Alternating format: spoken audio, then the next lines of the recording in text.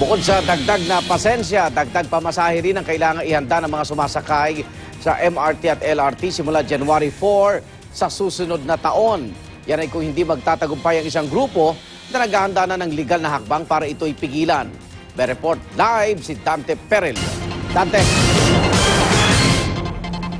Nako Igan, tulad nga ng inaasahan natin, karamihan sa mga pasahero ng MRT na nakausap natin dito kanina ay hindi sang-ayon doon sa dagdag singil na pasahe ng MRT. Magkagayon man, wala naman daw silang magagawa. Kahit pa nga sinasabing mas makakabuti raw ito dahil magkakaroon ng dagdag na serbisyo itong MRT.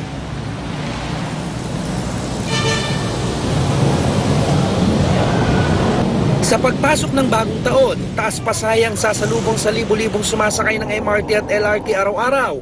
Simula kasi sa January 4, 11 pesos na magiging base fare ng LRT Lines 1 at 2 at MRT Line 3. Piso naman ang dagdag sa pasahe sa kada kilometrong itatakbo ng tren. Ibig sabihin, para sa mga bumibiyahe mula MRT North Avenue Station hanggang Taft, ang dating 15 pesos na pamasahe, magiging 28 pesos na. Mula sa 20 pesos, magiging 29 pesos ang stored value at 30 pesos naman ang single journey ticket ng LRT mula Baclaran papuntang Monumento. May 10 pisong dagdag din ang kailangang ilabas ng mga sumasakay sa LRT2 o yung mula Recto Station patungong Pasig. Pero para sa grupong Train Riders Network o TREN, wala raw basihan ng taas pasahe. Kaya naman naghahanda na sila ng legal na hakbang para pigilan ng fare hike. Pero ang palasyo pag-unawa ang hiling. Ayon kay Secretary Sunny Coloma, makakatulong naman ito para mabawasan ng subsidy sa mga tren. Ang 2 bilyong pisong matitipid, gagamitin daw sa mga proyekto para sa mga taga-Visayas at Mindanao na hindi naman gumagamit ng tren. Dagdag pa ni DOTC Secretary June Abaya, kinakailangan na umano ang taas pasahe. Makailang beses na rin namang ipinagpaliban ito.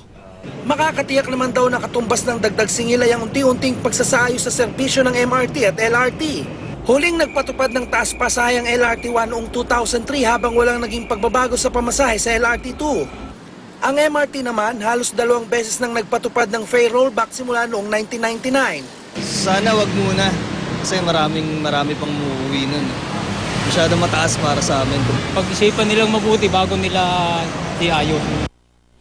Samantala Igan, para sa kaalaman ng mga sumasakay nitong MRT sa bisperas ng Pasko, 4:30 ng umaga ang first train at 9:40 naman yung last train. Sa araw naman ng Pasko, 6:30 ng umaga ang first train at 10:44 ang last train.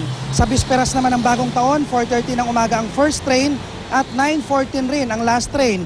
At sa mismong araw ng bagong taon ay 6:30 ng umaga ang first train at 10:44 ang last train.